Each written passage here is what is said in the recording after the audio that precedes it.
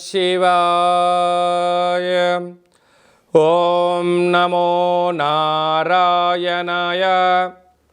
నరదృష్టి కర్మ నివారణ, సంచిత కర్మ, ప్రారబ్ధ కర్మ, ఆగమిక కర్మ నివారణ, సకల దోష దగ్ధ తులాభార కాళభైరవాయ నమో నమః.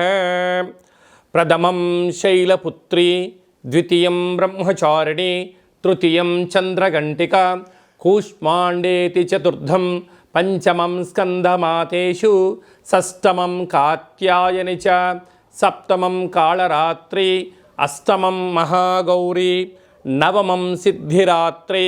శ్రీ రాజరాజేశ్వరీ దేవ్యై నమోస్తుతే.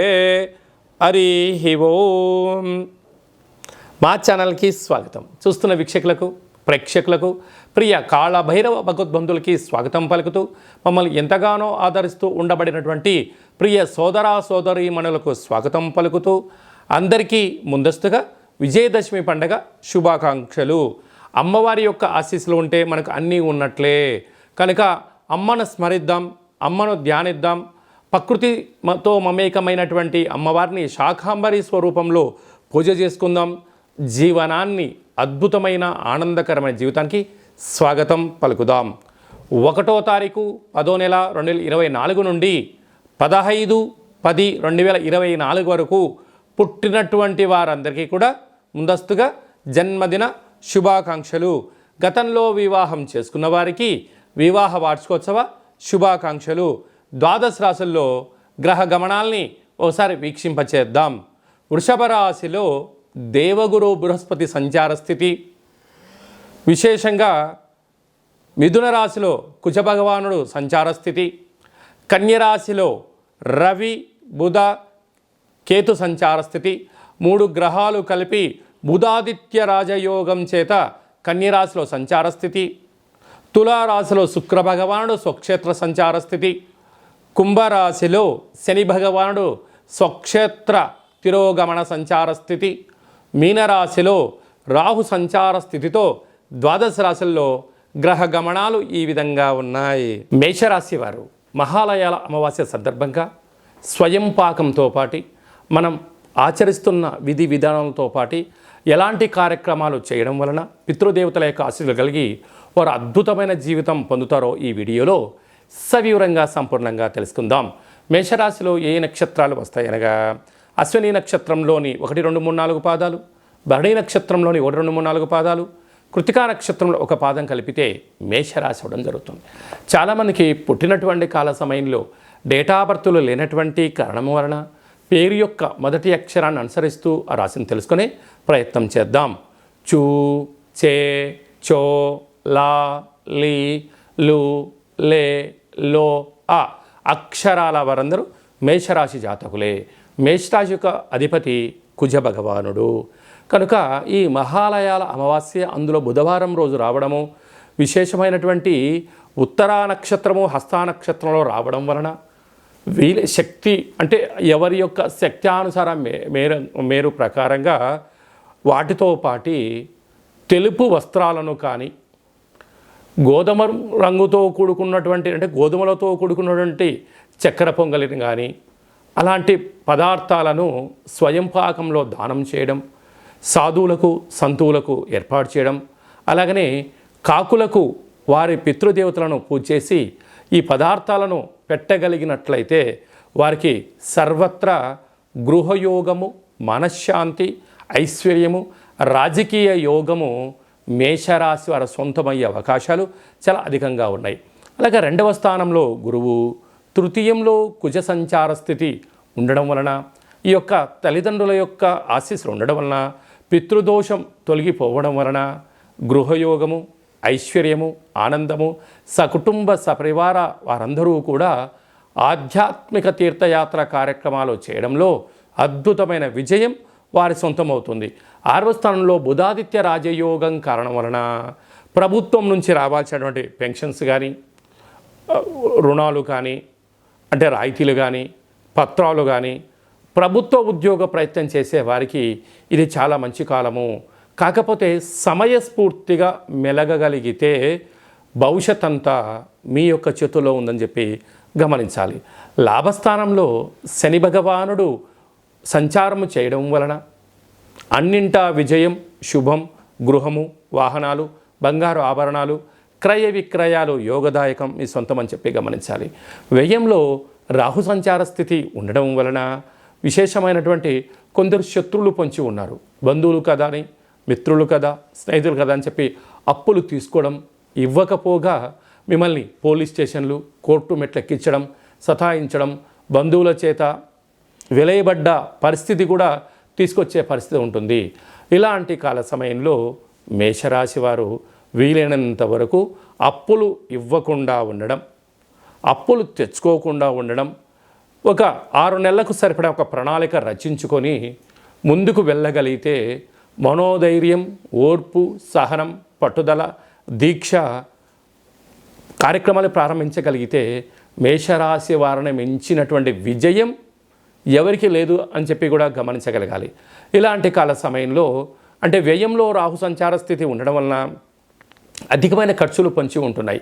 ఇలాంటి కాల సమయంలో ప్రతిరోజు నిద్ర లేవగానే 2 అరచేతులను చూసుకొని స్నానం చేయడానికి ఒక 5 నిమిషాల ముందర ఒక దోషడంతటువంటి యొక్క హిమాలయన్ రాక్ సాల్ట్ అనేటువంటిది కాలభైరవ ఉప్పును చేతిలో పోసుకొని నమస్కారం చేసుకొని ఒక బౌల్లో పోసి ఆ నీటిని తల చుట్టూ క్లాక్ వైజ్గా 3 సార్లు, యాంటీ క్లాక్ 3 సార్లు దిష్టి తీసుకొని బయట పోసేసి స్నానం చేయగలిగినట్లయితే రుణ రోగ శత్రు దోషాలు తొలగిపోతాయని చెప్పి గమనించాలి.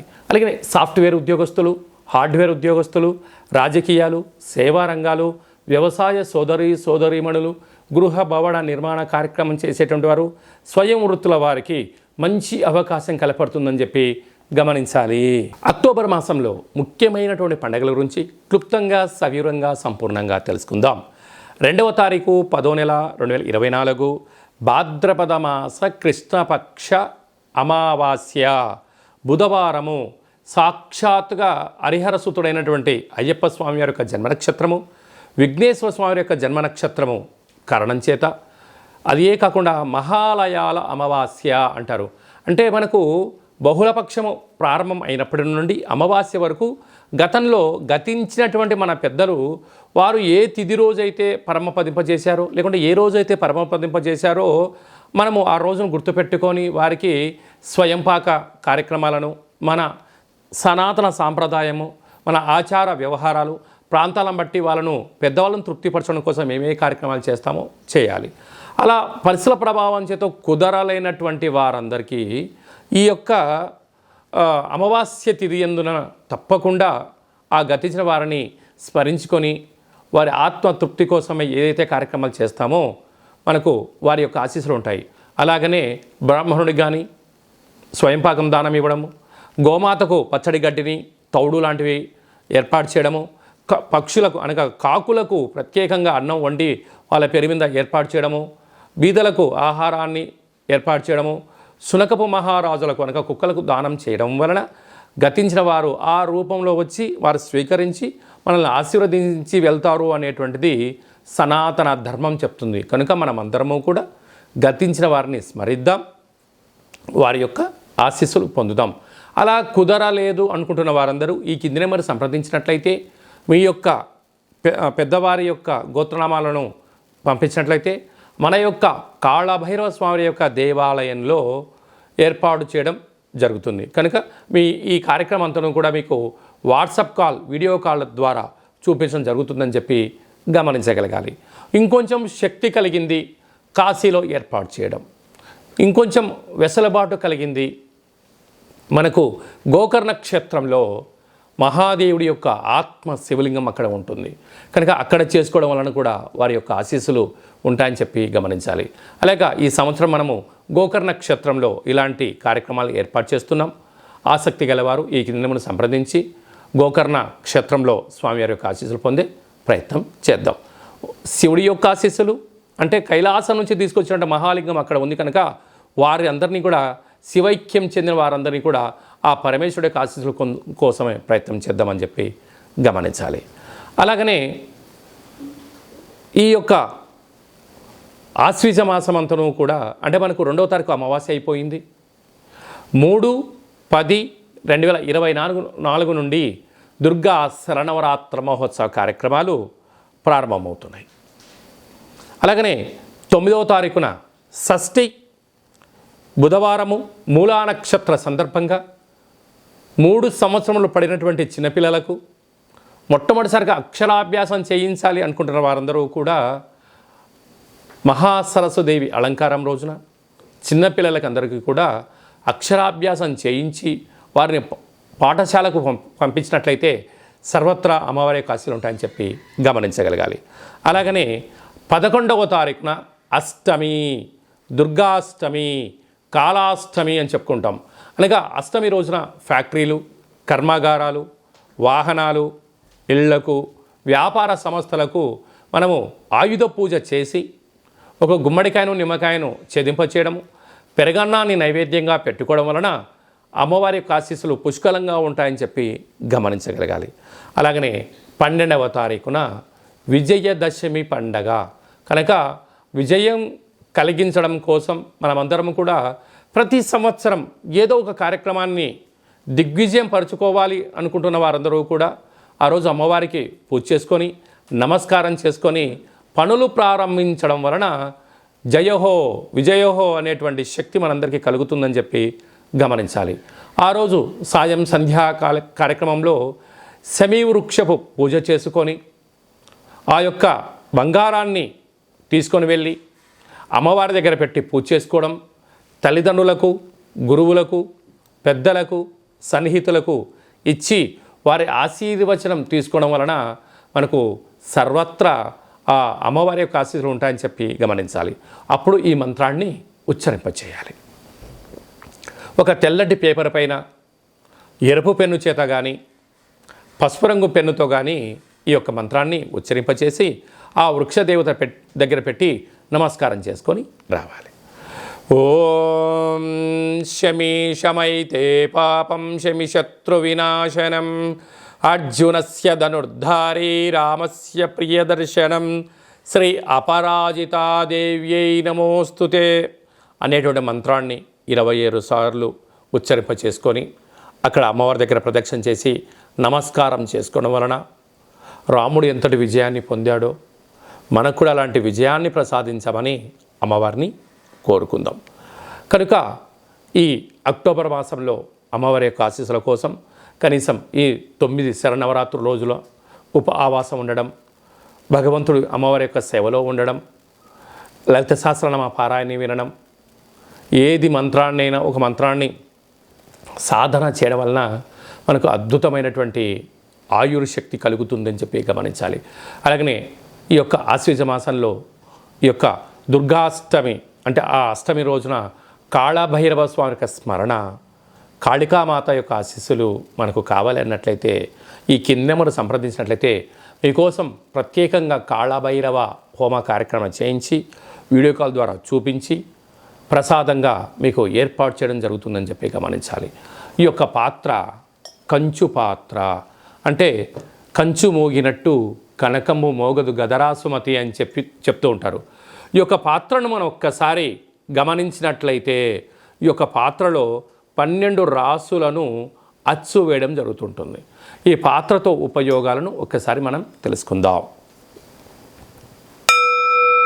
ఇలా ఒక్కసారి శబ్దం చేసినట్లయితే ఓంకార శబ్దం రావడం జరుగుతూ ఉంటుంది.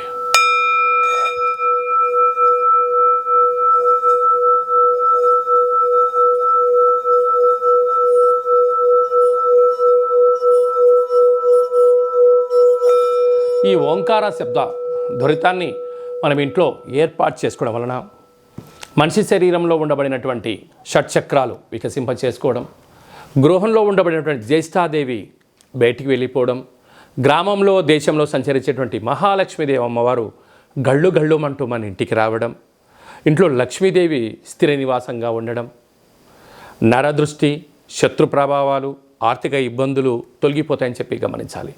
అలాగా ప్రతిరోజు ఉదయం పూజ చేసుకున్న తర్వాత ఉదయం 12 సార్లు, సాయంత్రం 12 సార్లు ఆ యొక్క శబ్దం చేయడం వలన అద్భుతమైన ఐశ్వర్యం మన సొంతం అవుతుందని చెప్పి గమనించాలి.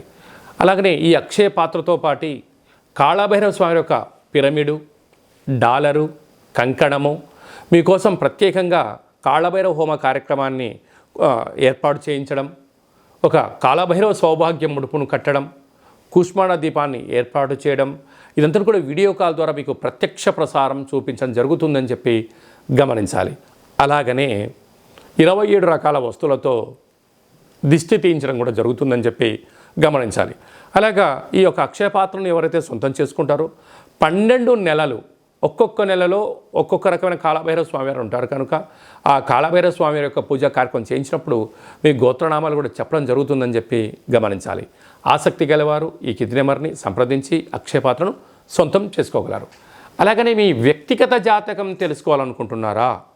మీ యొక్క పేరు, పుట్టినటువంటి తిథి అంటే డేటు, నెల, సంవత్సరం, సమయం రాసి మీరు వాట్సాప్లో పంపించగలిగినట్లయితే సంపూర్ణంగా 100 సంవత్సరాల జాతకాన్ని వ్రాసి పంపించి మీరు పుట్టినప్పుడు గ్రహ గమనాలు ఎలా ఉన్నాయి, ప్రస్తుత కాలమాన ప్రకారంగా గ్రహాలు ఎలా ఉన్నాయి, రాబోయే కాలంలో ఎలా ఉండబోతున్నాయో భూత, భవిష్యత్, వర్తమానాన్ని తెలియజేయడం జరుగుతుందని చెప్పి గమనించాలి. చాలామందికి పుట్టినటువంటి కాల సమయంలో డేటా బర్తులు లేనటువంటి వారికి పేరు యొక్క మొదటి అక్షరాన్ని అనుసరిస్తూ రాశిని తెలియచేస్తూ గ్రహ సంచార స్థితిని తెలియచేస్తూ భూత, భవిష్యత్, వర్తమానాన్ని గవ్వళ ద్వారా అనగా రమణ శాస్త్రం ద్వారా కాళభైరవ ఉపాసన చేత మీకు తెలియజేయడం జరుగుతుంది. ఆసక్తి గల వాళ్ళు మన యొక్క జాతకాన్ని ముందస్తుగా తెలుసుకొని భవిష్యత్తులో ఎలాంటి మార్పులు, మంచి మార్పులు రాబోతున్నాయి, ఎలాంటి అడ్డంకులు ఉన్నాయో తెలుసుకొని జీవిత గమన ప్రయాణంలో మనం ప్రయాణం చేయగలిగినట్లయితే అద్భుతమైనటువంటి జీవితాన్ని ఆస్వాదించడం, ఆనందకరమైన జీవితానికి మనము స్వాగతం పలకడం, అష్ట కష్టాలకు స్వస్తి పలకడం, అష్ట ఐశ్వర్యాలకి స్వాగతం పలుకుతామని చెప్పి గమనించాలి. కనుక మీ వ్యక్తిగత జాతకం తెలుసుకోవాలనుకుంటున్నట్లయితే ఈ కింది నెంబర్ని వాట్సాప్ ద్వారా కానీ, ఆన్లైన్ ద్వారా కానీ, ఫోన్ కాల్ ద్వారా కానీ అపాయింట్మెంట్ తీసుకొని సంప్రదించగలరు.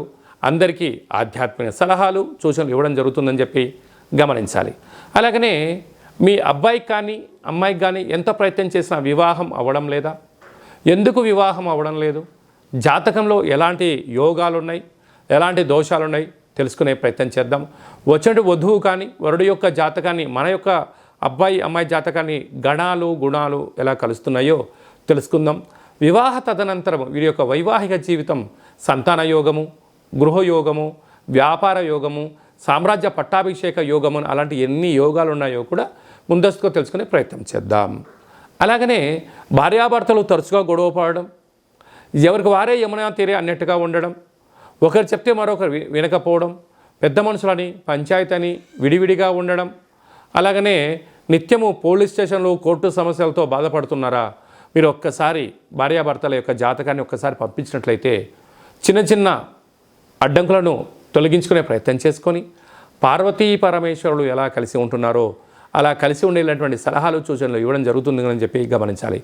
అందరికీ శుభం, జయం, లాభం జరగాలని కోరుకుంటూ ఆశీర్వచనం. ఓం శతమానం భవతి శతాయు పురుష సతేంద్రియ ఆయుష్యేవేంద్రియే ప్రతిష్టతి ధనం ధాన్యం బహుపుత్రలాభం శత సంవత్సరం దీర్ఘమాయు సర్వే జనా సుఖినో భవంతు లోకా సమస్తా సుఖినో భవంతు. సర్వం శరణవరాత్ర దేవత అర్పణమస్తు. హరి ఓం. ఈ వీడియో మీకు నచ్చినట్టయితే లైక్ చేయండి, షేర్ చేయండి, మా యొక్క ఛానల్ని సబ్స్క్రైబ్ చేసుకోండి. అందరికన్నా ముందుగా మీ వ్యక్తిగత జాతకం తెలుసుకోవాలనుకుంటున్నారా? అందరికన్నా ఆధ్యాత్మికమైన సలహాలు ముందస్తుగా మీరే వినాలనుకుంటున్నారా? అయితే పైన ఆల్ అనే బటన్ను తెలియచేయండి. అలాగనే గంట సింబల్ కూడా ప్రెస్ చేయండి. ఈ ఆధ్యాత్మిక భక్తి సమాచారాన్ని భగవద్బంధువులకు, మిత్రులకు, స్నేహితులకు మీరు ఎవరి క్షేమాన్ని కోరుకుంటున్నారో లేకుంటే మీ క్షేమాన్ని ఎవరైతే కోరుకుంటున్నారో వారికి కూడా ఈ వీడియోను ఫార్వర్డ్ చేసి భగవంతుడి యొక్క ఆశీస్సులు పొందగలరు.